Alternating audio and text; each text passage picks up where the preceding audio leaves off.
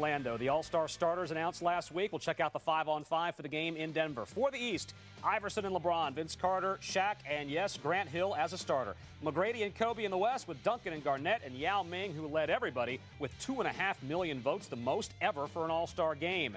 How about Grant Hill, Mike? Is he all the way back? I don't know if he's all the way back. I hope he's all the way back because the NBA really needs this guy. I don't know if he's still the best player in the league. He obviously isn't, but he's still the most beloved player in the league.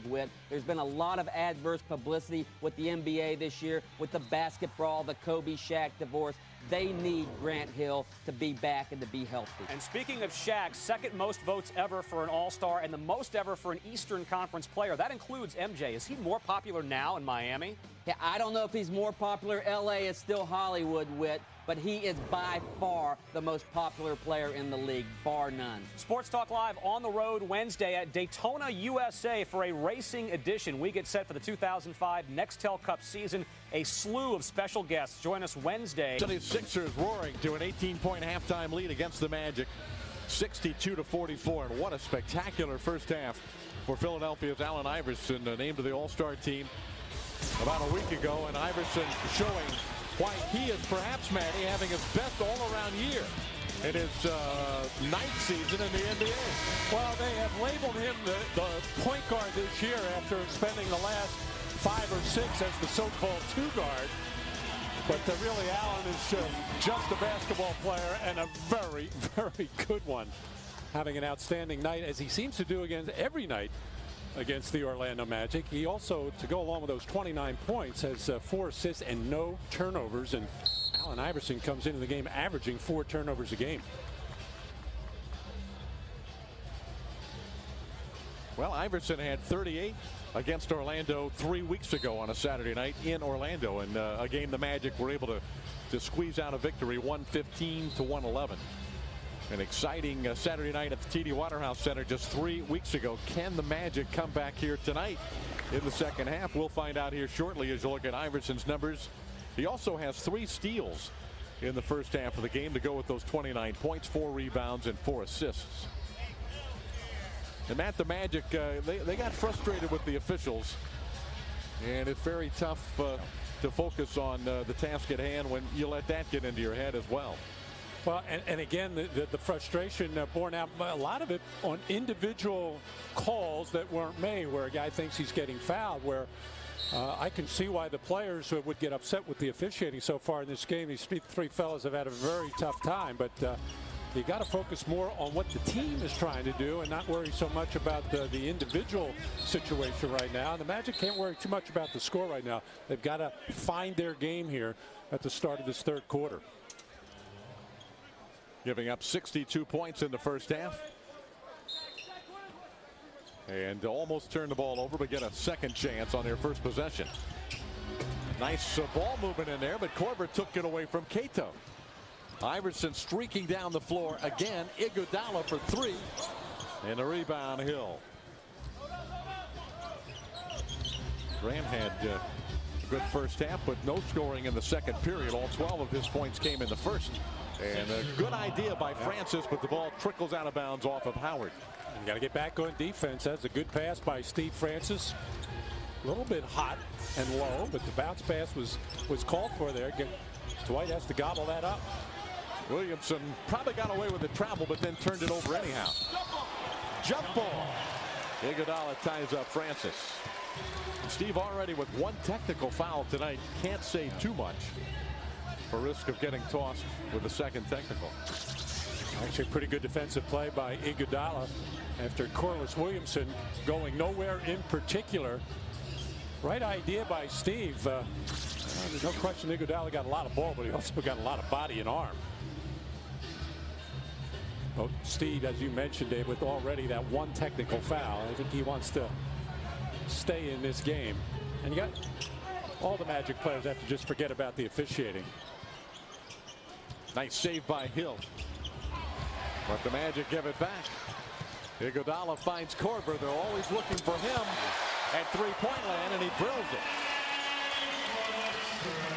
Kyle Korver He is Philadelphia's #1 plus-minus guy on the floor, even more so than Iverson for the year. And for a guy that you think of pretty much as just a three-point shooter, he has gotten a little bit better putting the ball on the floor, better athlete than you think he might be. Sixers rebound, and here they come, leading by 21. Iverson behind his back. Williamson to Iguodala. A deflection by Cato. Francis picks it up on the run. Steve barreling through the lane. Tough break, but he'll get to the line. Andre Iguodala picks up his 4th personal. Oh, the Magic coming out in this 3rd quarter much more aggressive defensively, kind of like we saw them Thursday night against Atlanta in the 1st quarter. Challenge the dribbler, challenging the passer, getting their hand on the ball quite a bit, knocking it loose. Well, you just saw the frustration mounting late in that 1st quarter as Allen Iverson was just having his way, and the Magic kind of just looking around, really having no answer for getting him under control. And they let it carry through to other parts of their game. So Iguodala has to sit now with 4. How do you like Iguodala, #9 pick out of Arizona? Well, a very good rookie. Well, he's gotten the opportunity to play, which is always key for a young player. Really improved between freshman and sophomore year at Arizona. An all-purpose type of player. We saw Childress the other night. What was he, #6? Dang was #7. Iguodala #9. Can't remember #8. Those are pretty good players there in that lottery last June. Of course, Dwight Howard #1. Francis. A highlight reel dunk in Philadelphia. On the launching pad, Steve Francis getting those feet planted.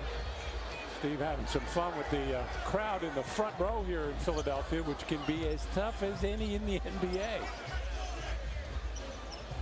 They've been giving him the crybaby routine. That is off of Williamson after he complained about a no call in the 1st half. A lot of wah-wah fans all around courtside. That might have been what he was getting back at right here. Nice give and go with Doug Christie getting the ball right back to Steve Francis, who knows how to finish in the open floor. One more time at Steve Francis. And I'm trying to think of a better player in the NBA at that type of play, especially at 6'3", that can finish with that kind of authority. Well, he is so strong and explosive. Iverson went for the steal. Cato can't find the basket tonight. He's got 1 field goal, and that's it so far. Iverson. Nice job by Christie to keep him out of the lane that time. And if you're thinking Kobe Bryant and LeBron James who can do those same things, you're right, but that's fast company. Wow. Iverson spectacular again. Christie for 2. Not a good shot.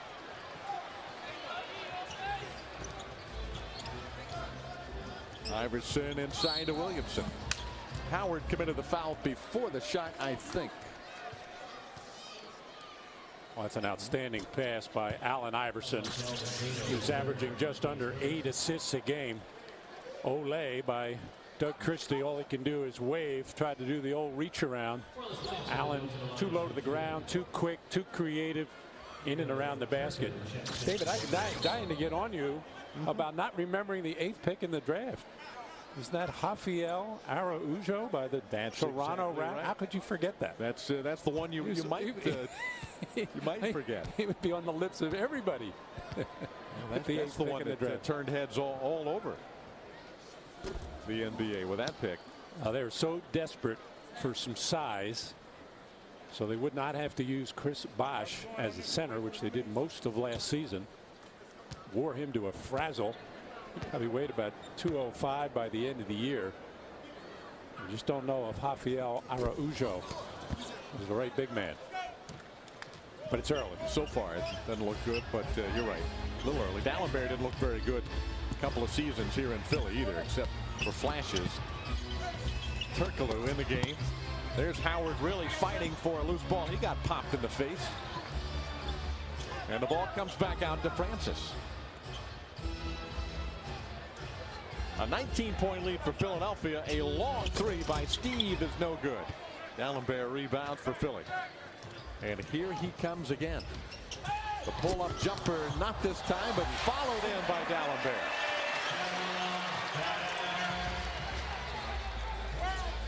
Sixers match their biggest lead of the night, 21.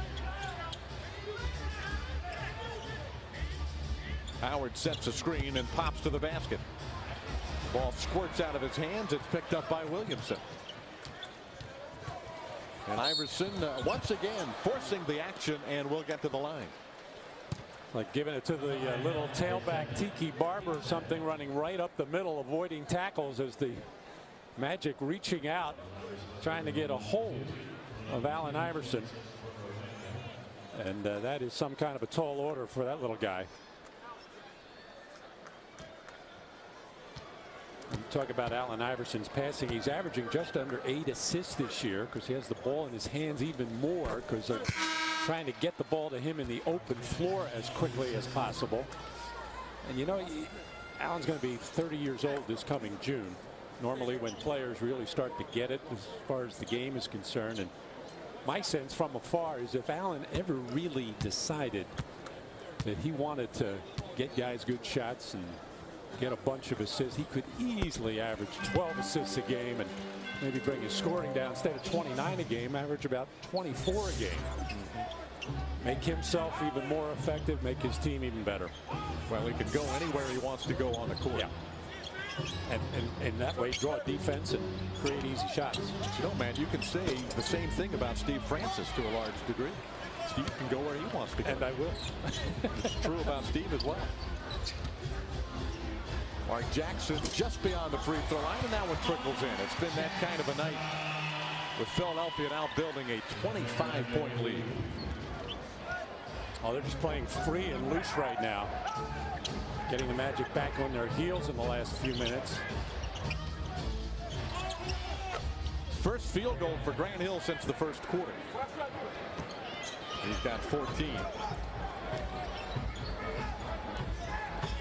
You know, when you look at this Sixer team out there right now, with the exception of Dalembert, who's an inexperienced player but an effective shot blocker, the other 4 players not particularly tough individual defenders. Even Allen Iverson. Allen's always up there in steals because he's a good gambler. But you make him work on the baseline and post him up. He's not thinking all that much about the defensive end other than this. Coming up with steals. Taking it away this time from Hill.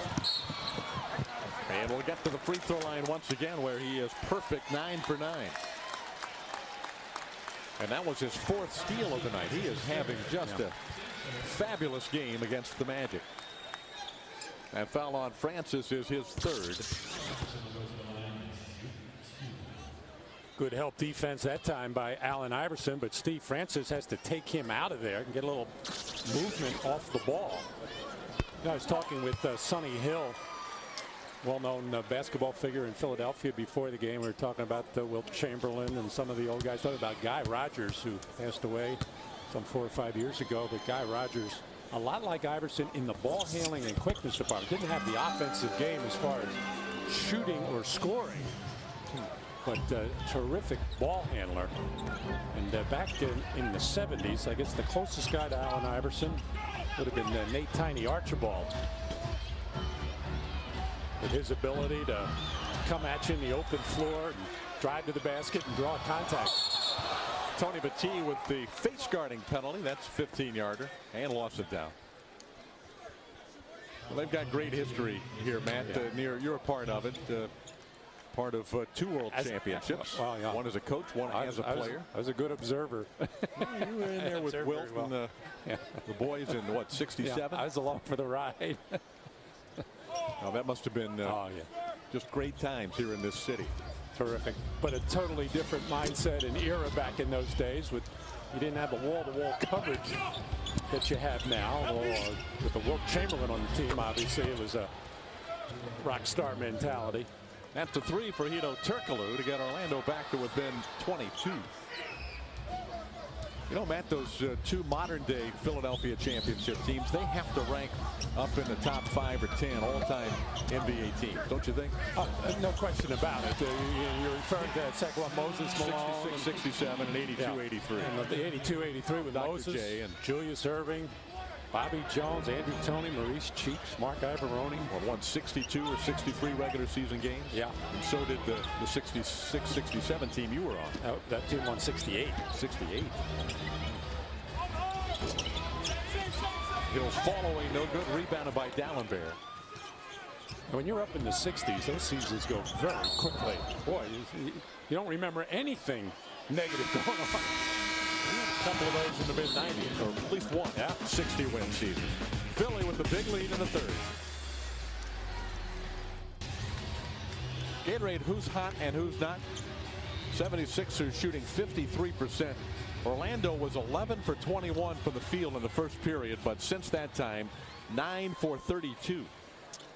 And David, anytime Allen Iverson is shooting close to 50%, that's exactly where he is right now at 12 for 24. Plus he's looking to move the ball a little bit. There's times when he's not scoring. Makes Philadelphia very, very tough. He has 36 points after that free throw goes through. Steve Francis now with 4 personal fouls, so he is on the bench. Jameer Nelson checking in for him. Tony Battie. That shot good. His first field goal of the night. All the times that the Magic have run those high pick and rolls either on the wing or up top, they get the 76ers to trap it, and a couple of quick passes, you get a good shot.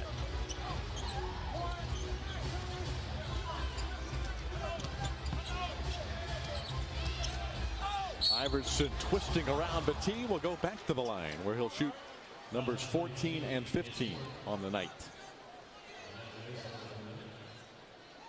Allen a little bit out of control there.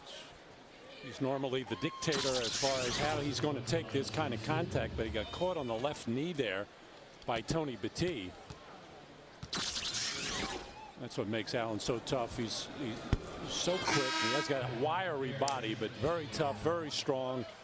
And where he got better from his first couple years in the league was knowing how to initiate that contact. I thought his first couple years he was getting hit and getting hit hard, getting knocked to the floor, but he wasn't necessarily the one that was doing the hitting. And those smart little guys, they know how to just take that bump from a bigger body and fall. Johnny Davis was the coach that first year for Allen.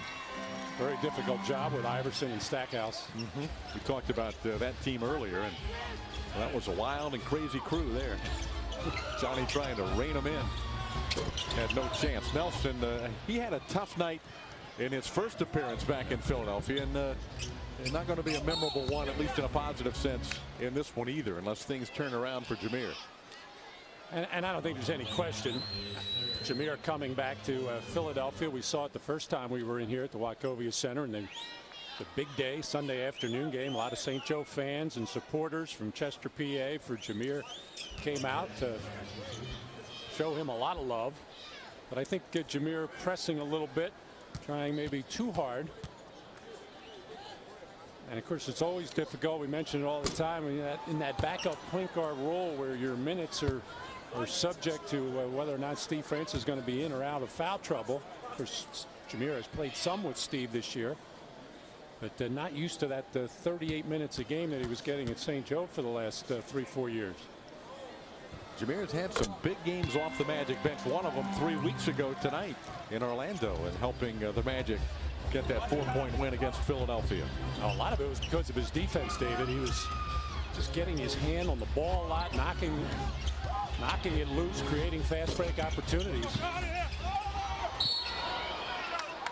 A jump ball with Korver and Howard tied up. And 4:13 to go in the third. Philadelphia leads by 25. And that matches their largest lead of the night.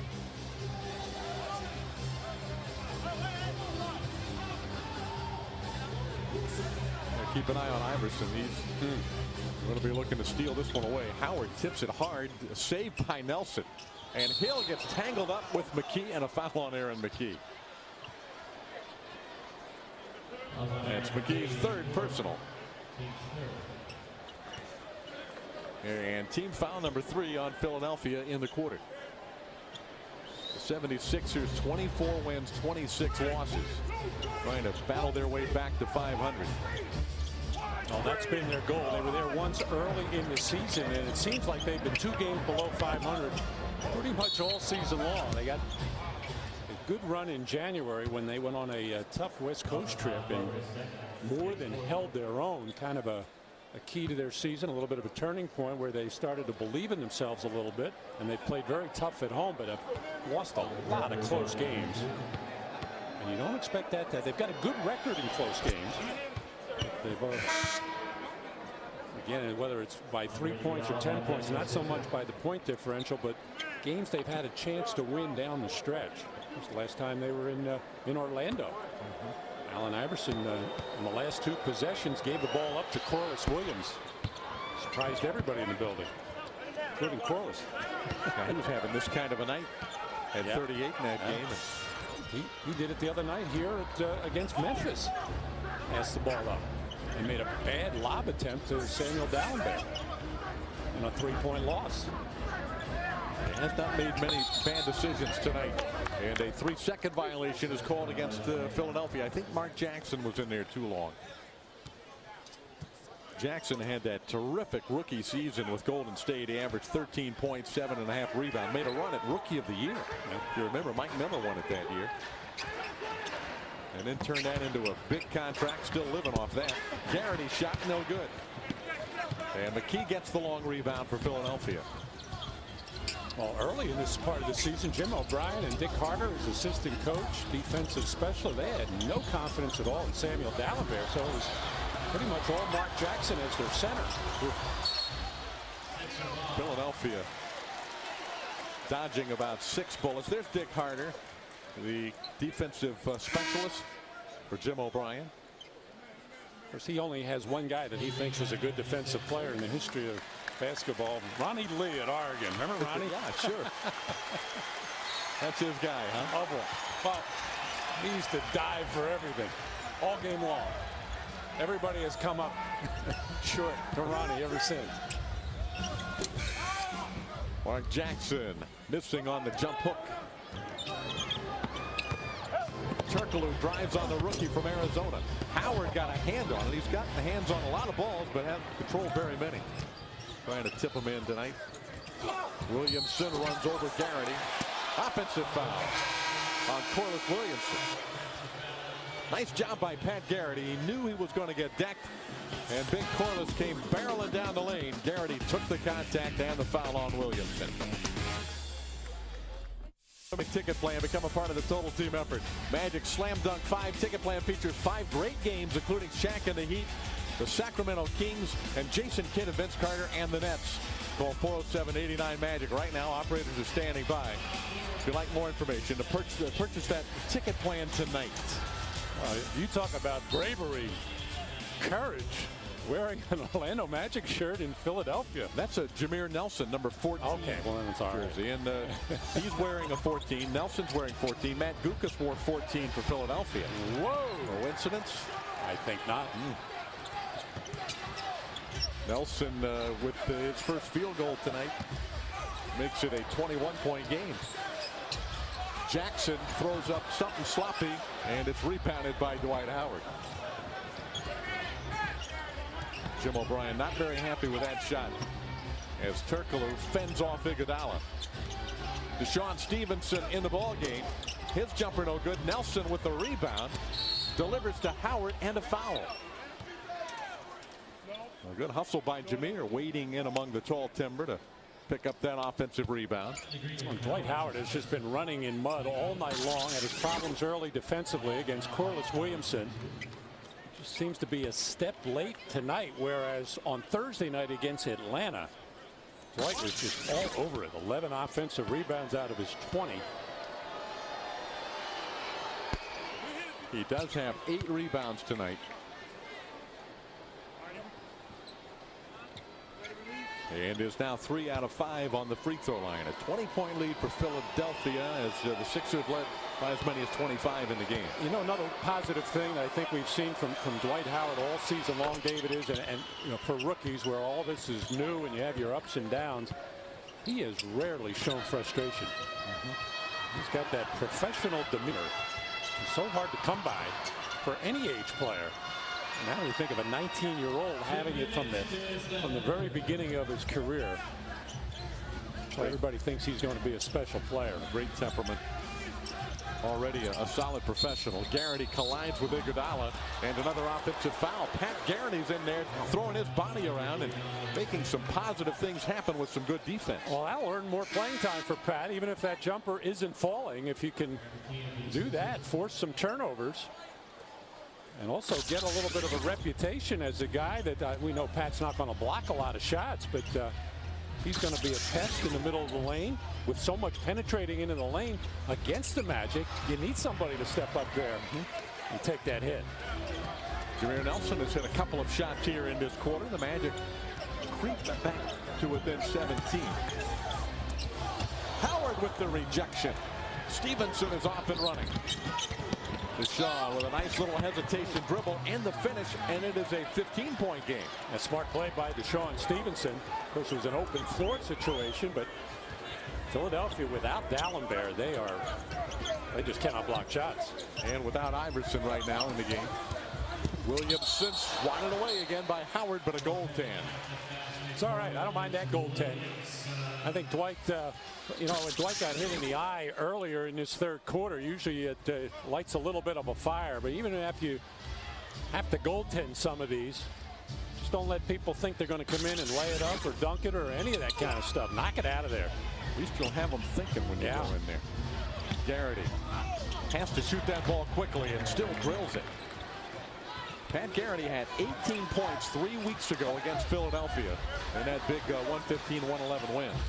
Only 23 points since that time, but that shot sure did look sweet. Nelson takes the contact and another offensive foul against Philly. Willie Green, a very tough one-on-one offensive player, penetrates very well. Big problem in Philadelphia for Jim O'Brien is that he can't figure out a way to get Willie Green and Iverson on the floor at the same time. But an outstanding defensive play by Nelson, and the Magic can cut it to 13 or 12. Nelson leading the charge, comes off the screen with the jumper, and it's nothing but net.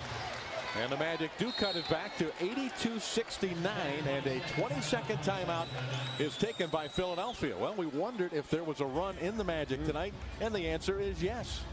To their credit, a 20-second steak and shake timeout. And when you know, it starts at the defensive end. So much more intensity as far as starting the dribbler, and Pat Garrity stepping up and taking a couple of charges, and Jameer taking a charge. And I think Jameer, after missing those three free throws at the end of the second quarter, got that out of his system, and now shooting the ball with some confidence. Settle down a little bit. Making some great decisions on offense, and a moment ago took a charge against Willie Green. Allen Iverson has returned for Philadelphia. The Magic on this 12-2 run with Iverson on the bench. But he's back. He has 37 points.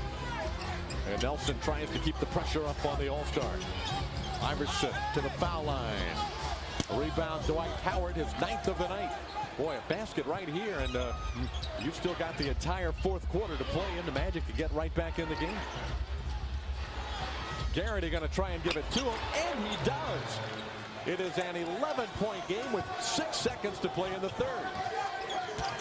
Iverson hounded by Nelson. The shot is good, and that hurts. After battling back to within 11, Iverson knocks down a 3-point field goal, giving him 40 points for the game. Well, Allen Iverson just 29% from beyond the arc, but getting it just when the Sixers need it.